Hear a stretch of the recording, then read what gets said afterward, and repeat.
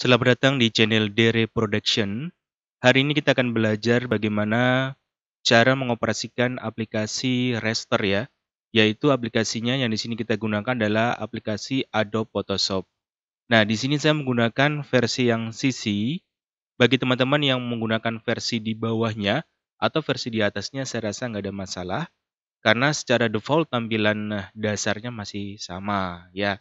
Oke, kita langsung saja. Pertama adalah bagaimana cara kita membuka aplikasi Photoshop-nya. Nah, cara membukanya tentunya teman-teman harus menginstal terlebih dahulu, ya, yaitu master aplikasi Photoshop-nya. Jika tidak punya, silakan teman-teman bisa klik link deskripsi di bawah. Saya ada cantumkan untuk link download master aplikasinya, ya. Oke, kita langsung saja. Cara membuka Photoshop caranya banyak ya teman-teman. Pertama, kita bisa klik di menu taskbar di sini. Biasanya kalau kita habis selesai menginstal, biasa di bagian bawah ini ada tulisan PS ya. PS ini artinya Photoshop. Atau bisa teman-teman klik tombol start seperti ini. Kemudian dia akan otomatis tampil di bagian menu. Di sini namanya Adobe Photoshop CC. Ya, saya menggunakan yang 2019. Nah, atau kalau misalkan nggak ada di sini, teman-teman bisa langsung ketik di keyboard ya. Caranya tadi klik start dulu. Kemudian ketik di situ PH. Otomatis kita akan diarahkan ke bagian Adobe Photoshop CC. Nah, cara yang mana teman-teman menggunakan, silakan teman-teman gunakan cara yang menurut teman-teman itu cepat ya. Kita langsung klik di sini aja ada Photoshop-nya. Nah, ini tampilan utamanya seperti ini ya, tampilan awal welcome screen-nya yang untuk versi CC. Nah, kita tunggu sejenak. Nah, tampilan awal yang akan ditampilkan adalah seperti ini teman-teman. Di sini ada bagian Ryzen. Ini adalah proyek yang pernah kita kerjakan selama ini, khususnya di laptop saya. Buat teman-teman mungkin kita sedikit akan berbeda karena memang proyek yang kita juga akan berbeda ya. Jadi abaikan saja yang di sini. Kemudian langkah berikutnya kita akan membuat sebuah dokumen baru atau area kerja baru untuk di Photoshop-nya. Nah, caranya banyak ya. Bisa kita klik di sini file, kemudian kita pilih di sini new, maka dia akan menampilkan jendela new document seperti ini. Ini saya close dulu ya. Atau bisa juga kita klik dengan cara kita klik di sini bagian create new. Ini kita klik ya. Tampilannya akan seperti ini. Sama ya caranya. Caranya berbeda cuma tampilannya sama yang ditampilkan karena memang tujuannya seperti itu. Atau kita bisa menggunakan shortcut keyboard. Caranya adalah kita tekan tombol Ctrl tahan di keyboard, kemudian kita tekan N satu kali. Atau biasa orang bilang Ctrl N ya, seperti itu.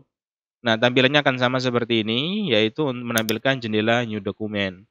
Nah, yang perlu teman-teman perhatikan, untuk settingan di sini adalah settingan ukuran lebar. Nah, lebarnya ini ada di sini bagian sini teman-teman. Di sini ada width. Width ini artinya lebar ya.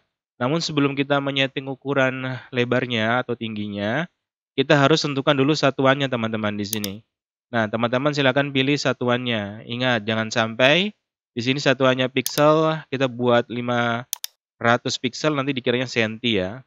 Jadi usahakan intinya di sini kita harus satukan ukurannya dulu, kita samakan. Di sini saya menggunakan sentimeter ya, ini yang sering saya gunakan. Kemudian untuk width ini adalah lebarnya. Misalkan sebagai latihan, kita akan membuat sebuah area kanvas dengan besar 10 cm misalkan ya. Kemudian height-nya adalah tinggi teman-teman. Nah, tingginya misalkan kita buat 20 seperti itu. Kemudian di sini ada bagian orientation ya, ada bagian landscape dan portrait, artinya kertasnya dia berdiri atau dia tidur seperti itu ya, secara vertikal atau horizontal. Teman-teman bisa menyesuaikan. Kemudian di sini ada bagian, ini saya kembalikan dulu ya, ke bagian portrait. Kemudian di sini ada bagian resolusi teman-teman. Resolusi ini sangat penting banget yang harus teman-teman perhatikan. Karena resolusi ini konsepnya adalah semakin besar nilai resolusinya, maka gambarnya akan semakin tajam, semakin jelas, dan semakin mantap. Hanya saja teman-teman perlu perhatikan bahwa semakin tinggi ukuran sebuah resolusi, maka size yang dibutuhkan atau kecepatan yang dibutuhkan atau source komputer yang dibutuhkan juga akan semakin besar. Terutama dia akan memakan memori dan VGA-nya teman-teman ya. Tentunya prosesor juga akan sangat berpengaruh. Oleh sebab itu ya, resolusi ini teman-teman harus perhatikan dengan baik ya. Kalau misalkan laptopnya gede, spesifikasinya ya ukurannya besar ya silakan dengan resolusi 300 ya. Atau juga bisa disesuaikan dengan ukuran bidang.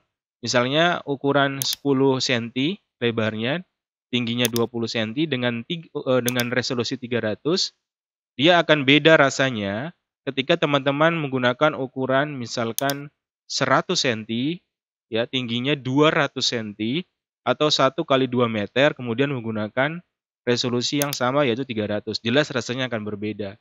Dia akan lebih lambat ya jika ukurannya besar, kemudian menggunakan resolusi ukuran yang besar. Begitulah ya. Jadi kalau ada pertanyaan, kapan sih kita menggunakan ukuran 300, 100, atau 150? Kalau menurut saya dengan pengalaman yang ada, itu tergantung dari project yang kita buat. Kalau misalkan kita ingin membuat desain yang tampilannya hanya ditampilkan di desktop, kemudian nanti hasilnya akan ditampilkan di handphone ya, atau di monitor saja tanpa dicetak ya, atau mungkin dicetak tapi menggunakan mesin-mesin printer yang kecil, misalkan Epson L3000, kan printer-printer rumahan lah seperti itu. Kayak Epson, Canon yang biasa di rumah kalian, silakan kalian gunakan resolusi 300. Tapi kalau kalian misalkan mencetak atau kalian mendesain yang nanti hasilnya akan dicetak di mesin-mesin industri, misalkan kalian membuat spanduk ya, kalian membuat pamflet atau membuat baleho ya, yang mana dicetak menggunakan mesin yang besar, mesin industri. Misalkan mesin plotter ya, bukan mesin rumahan, maka sangat saya sarankan resolusinya kalian buat antara 75 sampai 150 saja. Jangan menggunakan 300. Nanti efeknya akan berat ya. Dia akan berat dibuka, apalagi ketika kalian bawa ke percetakan, kasihan nanti PC dari percetakan tersebut pasti akan hang, seperti itu. Paham ya teman-teman ya? Jadi kapan menggunakan resolusi disesuaikan dengan tujuan kalian mendesain, oke? Untuk latihan ini kita menggunakan aja 300, saya rasa tidak ada masalah. Kemudian color mode-nya di sini pastikan kalian menggunakan RGB. Ya, di sini pilihannya banyak teman-teman, ada bitmap, ada grayscale. Grayscale ini untuk gambar hitam putih ya. Kalau RGB ini tentunya untuk desain yang berwarna. Kemudian ada CMYK color. CMYK ini biasanya kalau saya sih cuma patokan 2 aja ya. Ada RGB dan CMYK. Kalau RGB ini tujuannya adalah kita mendesain yang akan ditampilkan di monitor, kemudian layar HP ya, atau menggunakan mesin-mesin printer untuk dicetak di situ, kita gunakan RGB. Tapi kalau menggunakan desain yang ukuran besar atau menggunakan mesin-mesin industri tadi yang pernah saya jelasin tadi sebelumnya ya, misalkan mesin plotter, maka kita menggunakan CMYK color. Bedanya apa? Sangat berbeda dari segi warna. Ya tentunya RGB warnanya lebih bagus, lebih ngejreng, tapi CMYK dia sedikit lebih redup. Kalian bisa nanti teliti di warna merahnya terutama. Warna merahnya CMYK dia lebih pudar ya, kemudian kalau RGB dia lebih ngejreng, warnanya lebih tajam ya, seperti itu. Kenapa sih kita nggak boleh RGB color ketika mendesain spanduk? Karena memang mesin-mesin plotter saat ini dia hanya support di CMYK. Walaupun kalian desain di RGB, ketika kalian nanti cetak di mesin percetakan atau kalian diserahkan ke percetakan ya seperti itu, maka si operator itu dia akan mengkonvert lagi RGB kalian ke dalam CMYK seperti itu ya. Saya rasa kalau materi ini ada di semester 1 ya. Kemudian kita klik di sini create ya. Untuk background kontennya pilih aja white default-nya. Tadi kalau untuk berapa bit, default-nya 8 bit aja, nggak usah diotak-atik ya. Kemudian kita klik create. Nah, hasilnya seperti ini ya. Ini ukuran adalah 10 kali 20 cm. Nah, seperti teman-teman. Saya ulangi lagi teman-teman ya. Misalkan kita mau buat lagi nih dokumen baru. File, new. Nah, kita ingin membuat ukuran, tapi ukurannya itu kita sudah tentukan. Misalkan saya ingin membuat desain, nanti akan saya cetak di ukuran kertas A4. Kalau kertas kan ada 2 ya, ada A4 sama F4 ya. Nah, misalkan kalian ingin cetak di kertas A4, berapa sih ukurannya? Kalian bisa masukkan manual dengan ukuran milimeter ya, biasanya ada di situ. Kalau nggak salah ukuran F4 itu 215 kali 330 milimeter. Tapi kalau kalian nggak mau susah, pengen cepat gitu ya, kalian bisa klik di bagian sini, print, menu print. Nah, di sini sudah ada ukuran yang disediakan, ada letter, legal. Di sini kalau misalkan A4 pilih aja di sini A4. Ya dia akan otomatis.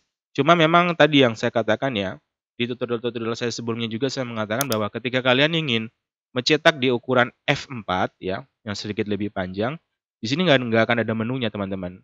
Biasanya orang-orang menggunakan legal, itu kalau menggunakan legal itu menurut saya malah kepanjangan. Atau biasa orang menggunakan letter, nah letter itu malah kependekan. Nah, kalau A4 lebih pendek lagi. Jadi gimana sih cara mendapatkan ukuran F4? Nah, kalau saya sarankan teman-teman ketik manual di bagian width-nya. Width-nya itu adalah 215, kemudian height-nya itu adalah 330, satuannya millimeters ya. Kalau misalkan kalian lupa, kalian bisa lihat tuh di bagian label rim kertas A4 kalian ya, kalian misalkan beli satu rim, kalian lihat di situ ada ukurannya ya. Seperti itu teman-teman ya. Jadi kalau mau pilih A4 ya pilih aja A4. Seperti itu. Kalau sudah ya sama resolusinya tinggal kalian menyesuaikan, kemudian langsung klik create. Nah, ini adalah ukuran A4 seperti itu ya. Nah, kalau misalkan teman-teman saya jelasin lagi sedikit ya file new. Terkadang kita buka sebuah gambar yang dibuatnya di A4, tapi ketika kita masukkan di dalam kita punya dokumen seperti ini, ternyata dia lebih kecil. Gimana caranya teman-teman? Kok bisa lebih kecil? Padahal sama-sama 4. Tadi yang saya katakan bahwa semua itu sangat berpengaruh di file new ya. Di mana? Di bagian sini teman-teman. Resolusi. Ya, ukuran 210 kali 297 dengan resolusi 100, dia akan berbeda dengan resolusi 300 ya. Pasti akan lebih kecil yang 100 dibandingkan dengan yang 300 gitu loh. Paham ya teman-teman ya? Oke, seperti itu ya.